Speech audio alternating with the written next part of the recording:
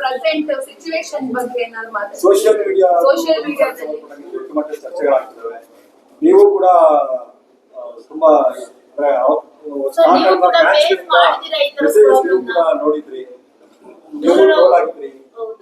Face ಮಾಡಿದ್ರಿ ನೀವು ಕೂಡ ಈ ತರ ಸರ್. ಮಾನಸಿಕವಾಗಿ ಹಿಂಸೆ ಆಗುತ್ತೆ ಸರ್, ಅದು ಏನ್ ಹೇಳ್ತೀರಿ ಸರ್? ನಮ್ನ ಹಾಕೊಂಡ್ರ ಸಿ ಇದು ಸ್ಟಾರ್ಟಿಂಗ್ ಇಂದನೇ ಸ್ಟಾರ್ಟ್ ಮಾಡೋಣ. ರಮ್ಯಾ ಮ್ಯಾಮ್ ಅವ್ರ ಒಪಿನಿಯನ್ನ ಸೋಷಿಯಲ್ ಮೀಡಿಯಲ್ಲಿ ಹೇಳಿದ್ರು. ಸೊ ಅದಾದಮೇಲೆ ಕಮೆಂಟ್ಸ್ಗಳು ಸ್ಟಾರ್ಟ್ ಆಯಿತು. ಆ್ಯಂಡ್ ಮ್ಯಾಮ್ ಹೇಳ್ದಂಗೆ ತುಂಬ ವಲ್ಗರ್ ಆಗಿ ಮೆಸೇಜ್ ಮಾಡಿದ್ರು ಅಂತ ಹೇಳಿದ್ರು. ಸೊ ಅದಾದ್ಮೇಲೆ ಕಂಪ್ಲೇಂಟು ಕೊಟ್ಟರು. ನಾವು ಎಲ್ಲರೂ ಅದನ್ನು ಕೇಳೇ ಬೇಜಾರಾಯಿತು. So we are all with Ramya ma'am ಅಂತ ಹೇಳೋದಕ್ಕೆ ಇಷ್ಟಪಡ್ತೀನಿ. ಬಟ್ ಎರಡನೇ ವಿಚಾರ ತುಂಬ ಬೇಜಾರಾಗಿದೆ.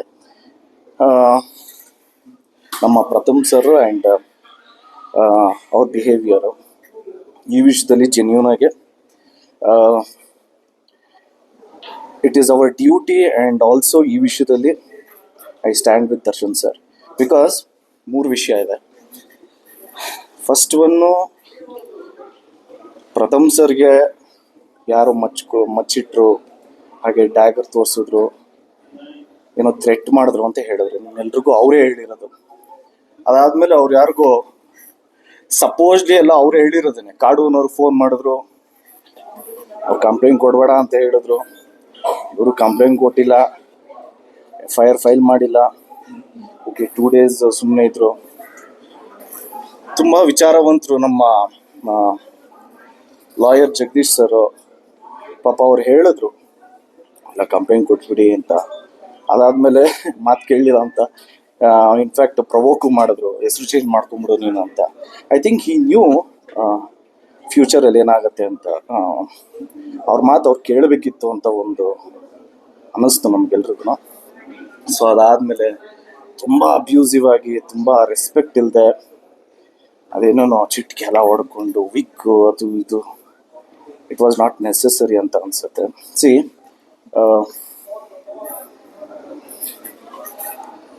ಎಲ್ರಿಗೂ ಮರ್ಯಾದೆ ಅನ್ನೋದಿರುತ್ತೆ, ಎಲ್ರಿಗೂ ಅವ್ರಿಗೆ ಆದಂಥ ಸೆಲ್ಫ್ ರೆಸ್ಪೆಕ್ಟ್ ಇರುತ್ತೆ. ಯಾರೋ ಒಬ್ರು ಡೌನ್ ಆಗಿದ್ದಾರೆ ಅಂದ ತಕ್ಷಣ ಆಳುಗುನ್ ಕಲ್ಲು ಅಂತ ಎಲ್ಲರೂ ಹೊಡಿಬಾರ್ದು. ಎರಡನೇ ವಿಚಾರ, ಈ ವಿಷಯದಿಂದ ಸುದೀಪ್ ಸರ್ಗೆ ಬೇಜಾರಾಗಿರಲ್ಲ, ಶಿವಣ್ಣನಿಗೆ ಬೇಜಾರಾಗಿರಲ್ಲ, ಪುನೀತ್ ಸರ್ ಇದ್ದಿದ್ರೆ ಬೇಜಾರಾಗ್ತಾರಿಲ್ಲ, ನಮ್ಮ ಅಣ್ಣನಿಗೆ ಬೇಜಾರಾಗ್ತಾರಿಲ್ವ, ವಿಜಯ್ ಸರ್ಗೆ ಬೇಜಾರಾಗಿರಲ್ವ, ಧನಂಜಯ್ ಅವ್ರಿಗೆ ಬೇಜಾರಾಗಿರಲ್ವ, ಎಲ್ರಿಗೂ ಬೇಜಾರಾಗಿರುತ್ತೆ ಅಫ್ಕೋರ್ಸ್. ನಮ್ಮ ಸೀನಿಯರ್ಸು ಈ ಥರ ಎಕ್ಸಾಂಪಲ್ ಸೆಟ್ ಮಾಡಿಲ್ಲ. ಅಂದರೆ ಈಗ ಶಿವಣ್ಣನೇ ಆಗಲಿ, ನಮ್ಮ ಅಂಕಲೇ ಆಗಲಿ, ಅನಂತ್ ನಾಗ್ ಸರ್ಗೆ ಹಿಂಗೆಲ್ಲ ರೂಢಾಗಿ ಮಾತಾಡಿದ್ರೆ. ಸೊ ಈ ಥರ ಎಕ್ಸಾಂಪಲ್ ನಮ್ಮ ಸೀನಿಯರ್ಸು ನಮಗೆ ಸೆಟ್ ಮಾಡಿಲ್ಲ. ಈ ಥರ ಎಕ್ಸಾಂಪಲ್ನ ಸೆಟ್ ಮಾಡಬೇಕಾದ್ರೆ ಆ್ಯಕ್ಚುಲಿ ಎಲ್ಲ ಕಲಾವಿದ್ರು ಮಾತಾಡಬೇಕು. ಈಗ ಇದನ್ನೇ ಸುದೀಪ್ ಸರ್ಗೆ ಯಾರನ್ನ ಅಂದಿದ್ರೆ ಅಥವಾ ಪುನೀತ್ ಸರ್ಗೆ ಯಾರನ್ನ ಅಂದಿದ್ರೆ ಎಲ್ಲರೂ ಮಾತಾಡ್ತಾ ಇದ್ವಿ. ಇವಾಗ it's our time to talk. Because ಇದು ಮಾತಾಡಲಿಲ್ಲ ಅಂದರೆ ಇವಾಗ ಒಬ್ಬರಾಗಿದ್ದಾರೆ, ಆಮೇಲೆ ಜಾಸ್ತಿ ಜನ ಆಗ್ತಾರೆ. ಇದು ರಾಂಗ್ ಎಕ್ಸಾಂಪಲ್ ಆಗಿ ಸೆಟ್ ಆಗುತ್ತೆ. And it is not necessary. ಮೂರನೇ ವಿಚಾರ ಬಂದು, ಬಸ್ ಯಾರು ನಿಮ್ಗೆ ಥ್ರೆಟ್ ಮಾಡಿದ್ರೋ, ಯಾರು ನಿಮಗೆ ಬೆದರಿಕೆ ಹಾಕಿದ್ರೋ, ದಯವಿಟ್ಟು ಅವ್ರ ಮೇಲೆ ನೀವು ಆ್ಯಕ್ಷನ್ ತೊಗೊಬೇಕು. ಅದು ಬಿಟ್ಟು ಇಲ್ಲ ನಾನಿಲ್ಲಿ ಏನಾದರೂ ಉಪವಾಸ ಮಾಡ್ತೀನಿ, ನೀವು ಬಂದು ಸ್ಟೇಟ್ಮೆಂಟ್ ಕೊಡಿ ಅಂತ ಹೇಳೋದು, ಇದೆಲ್ಲ ಒಳ್ಳೆ ಬೆಳವಣಿಗೆ ಅಲ್ವೇ ಅಲ್ಲ ಅಂತ ಅನಿಸುತ್ತೆ. ಏನು ಪ್ರೂವ್ ಮಾಡೋಕ್ಕೆ ಟ್ರೈ ಮಾಡ್ತಾ ಇದ್ರೆ ಅಂತ ಗೊತ್ತಾಗಿಲ್ಲ. Okay, let's think the other way. What if ಅವ್ರಿಗೇನು ಗೊತ್ತೇ ಇಲ್ಲ, ನಿಜವಾಗ್ಲೂ ಅವರು ಇದರಲ್ಲಿ ಇನ್ನೋಸೆಂಟ್ ಅಂತ ಪ್ರೂವ್ ಆದರೆ ಏನು? ಅವರೇನಾದ್ರು ಕಳಿಸಿದ್ರ ಹೋಗಿ ಪ್ರಥಮ್ ಅವ್ರಿಗೆ ಥ್ರೆಟ್ ಮಾಡಿ ಅಂತ? ಡೆಫಿನೆಟ್ಲಿ ನನಗೆ ಗೊತ್ತಿರೋಂಗೆ ಆ ಥರ ಮಾಡಿರಲ್ಲ. ಯಾವ ಕಲಾವಿದ್ರೂ ಆ ಥರ ಮಾಡಲ್ಲ. ಆ್ಯಂಡ್ ವೈ ಪ್ರಥಮ್ ಅವ್ರಿಗೆ ಈ ಥರ ಥಾಟ್ ಬಂದಿದೆ ಗೊತ್ತಿಲ್ಲ. ಓಕೆ, ಏನೋ ಅವ್ರು ಏನು ಹೇಳ್ದಂಗೆ ಅವ್ರು ಬೇಜಾರಾಗಿದೆ, ಏನೋ ಮ್ಯಾನಿಪ್ಯುಲೇಟ್ ಮಾಡಿದ್ರು, ಏನೋ ಚಿಪ್ಸು ಅದು ಇದು ತಿನ್ನೋದಕ್ಕೆ ಅಂತ ಅವ್ರಿಗೇನೋ ತುಂಬ ಹರ್ಟ್ ಆಗಿದೆ, ಅವ್ರ ಫ್ಯಾಮಿಲಿಯಲ್ಲಿ ಏನೋ ಒತ್ತಡ ಇತ್ತು, ಓಕೆ, ಬಟ್ ಎಲ್ಲದಕ್ಕೂ ಒಂದು ಲಿಮಿಟ್ ಇರುತ್ತಲ್ಲ. ಇದನ್ನೆಲ್ಲ ನಾನು ಈಗ ಹೇಳ್ತಾ ಇರೋದು ಯಾರನ್ನೂ ಮೆಚ್ಚಿಸೋದಕ್ಕಲ್ಲ, ಯಾರನ್ನೂ ಮೆಚ್ಚಿಸೋ ಅವಶ್ಯಕತೆ ನನಗಿಲ್ಲ, ಆ್ಯಂಡ್ ಯಾರ ಟೆನ್ಷನು ಸೀಕ್ ಮಾಡೋ ನೆಸೆಸರಿನೂ ಇಲ್ಲ, ಆ್ಯಂಡ್ ಇದರಿಂದ ನನಗೂ ಏನು ಆಗಬೇಕಾಗಿಲ್ಲ. ಬಟ್ ಜೆನ್ಯೂನಿಟಿ ಅಂತ ಒಂದಿದೆ, ಫ್ಯಾಕ್ಟ್ ಅನ್ನೋದು ಒಂದಿರುತ್ತೆ, ಆ್ಯಂಡ್ ಆಲ್ಸೋ ಈಗ ಮಾತಾಡಬೇಕು ಅಂತ ಅನ್ನಿಸ್ತು. ಇನ್ಫ್ಯಾಕ್ಟ್ ನೀವುಗಳೆಲ್ಲ ಕೇಳ್ತಾ ಇರೋದಕ್ಕೇ ಮಾತಾಡ್ತಾ ಇರೋದು, ಇಲ್ಲಾಂದರೆ ಇಲ್ಲ, I don't know how to react. But ಏನೇನು ಆಗಿದೆಯೋ ಇದೆಲ್ಲ ತಪ್ಪು. ಪ್ರಥಮ್ ಸರ್ಗೆ ರಿಕ್ವೆಸ್ಟ್ ಮಾಡ್ಕೊಬೋದು ಅಷ್ಟೇ. ನಾವು ಒಂದು ಸ್ವಲ್ಪ ದೊಡ್ಡ ಬ್ರೇಕ್ ತೊಗೊಳ್ಳಿ ನೀವು, ಅಂದರೆ ಬ್ರೇಕ್ ಅಂದರೆ ಒಂದು ಸ್ವಲ್ಪ ಮೈಂಡ್ ಕಾಮ್ ಮಾಡ್ಕೊಳ್ಳಿ.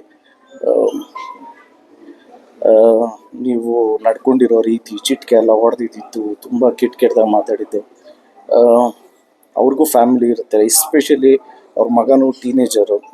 ಪ್ರತಿ ಫ್ಯಾಮಿಲಿಯಲ್ಲೂ ಪ್ರತಿಯೊಬ್ಬರು ಮಕ್ಳಿಗೂ ಅವ್ರ ತಂದೆನೇ ಹೀರೋ. ಈಗ ಸ್ಟಾರು ಅದು ಇದೆಲ್ಲ ಬಿಟ್ಬಿಡೋಣ, ಎಲ್ಲ ಮಕ್ಳಿಗೂ ಅವ್ರ ತಂದೆನೇ first hero.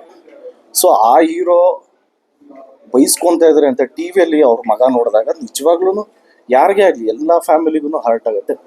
I don't think he should have done this. Everything is blown out of proportion ಅಂತ ಅನ್ಸುತ್ತೆ. ಏನೇನಾಯಿತು ನಿಜವಾಗ್ಲೂ ಇದೆಲ್ಲ ಆಗಬಾರ್ದಾಗಿತ್ತು. ಆ್ಯಂಡ್ ಐ ಆಮ್ ಸರ್ಪ್ರೈಸ್ಡ್, ಯಾರೂ ಇದ್ರ ಬಗ್ಗೆ ಮಾತಾಡ್ತಾ ಇಲ್ಲ ಅನ್ನೋದು ನಿಜವಾಗ್ಲೂ it is a surprising thing. And ಆಗಲೇ ಹೇಳ್ದಂಗೆ ಸತ್ಯವಾಗ್ಲೂ ನನಗೆ ಇದರಿಂದ ಯಾರ ಮೆಚ್ಚುಗೆನೂ ಬೇಕಾಗಿಲ್ಲ. And I am being my self, I am real, I am genuine ಆಗಿ ಹೇಳ್ತಾ ಇದ್ದೀನಿ. What he is done is wrong. ಸ್ವಲ್ಪ ಒಂದು ನೀವೇನೋ ಸಿನಿಮಾ ಇಂಡಸ್ಟ್ರಿ ಬಿಟ್ಬಿಡ್ತೀನಿ, ನಾಟ್ ನೆಸೆಸರಿ. ಸಿನಿಮಾ ಇಂಡಸ್ಟ್ರಿ ಬಿಟ್ಬಿಡಿ ಅಂತ ಯಾರೂ ಹೇಳಿಲ್ಲ.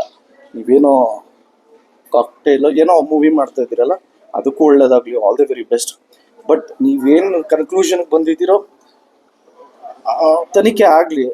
ಇನ್ಸ್ಪೆಕ್ಟರ್ ಬೈಯೋದು, ಓದಿ ವಿದ್ಯಾವಂತರು ಸ್ಥಾನದಲ್ಲಿದ್ದಾರೆ ಅಂದಾಗ ಕಿಟಕಿಯಿಂದ ಬೈಯೋದು, ಅದೆಲ್ಲ ನಾನು ನೋಡಿದೆ.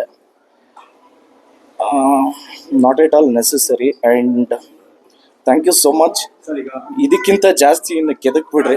ಅಥವಾ ಬೇರೆ ಯಾರೋ ಕಮಿಟ್ ಮಾಡ್ತಿದಾರೋ ಅಥವಾ ಟೋಲ್ ಮಾಡ್ತಿದಾರೋ ದರ್ಶನ್ ಆಗಿ ನೀವು ಆಕ್ಟರ್ ಆಗಿ ಸ್ಟಾರ್ ಹೀರೋ ಆಗಿ ಯಾರು ಮಾಡ್ಬೇಕಪ್ಪ, ನನ್ನ ಫ್ಯಾನ್ಸ್ ಆಗಿ ಬೇರೆ ಯಾರ ಮಾಡಂಗಿಲ್ಲ, ಹೆಣ್ಮಕ್ಳ ಬಗ್ಗೆ ಮಾತಾಡಂಗಿಲ್ಲ ಅಂತ ಕೇಳ್ಬೋದಾಗಿತ್ತ ದರ್ಶನ್ ಅವ್ರಾಗಿ? ಬ್ರೋ, ನಾನು ಇಲ್ಲಿ ಯಾರು ಮೌತ್ ಪೀಸು ಅಲ್ಲ.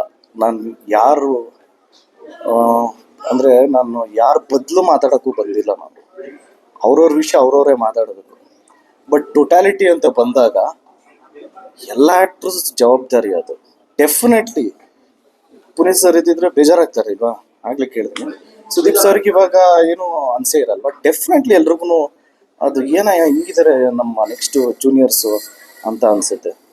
ಸೊ ಫಸ್ಟು ಬೇಸಿಕ್ ಅನ್ನೋದೊಂದಿದೆ, ಅದನ್ನು ಕರೆಕ್ಟ್ ಮಾಡ್ಕೊಬೇಕು. ಇದರಲ್ಲಿ ಪ್ರಥಮ ಅವ್ರದ್ದು ಏನೋ ಫ್ರಸ್ಟ್ರೇಷನ್ ಇತ್ತು, ಓಕೆ. ಬಟ್ ಇನ್ನು ಮುಂದಕ್ಕೆ ಈ ಥರ ಏನೋ ಆಗಬಾರ್ದು ಅಂತ ನನ್ನ ಒಪಿನಿಯನ್ ಅಷ್ಟೆ.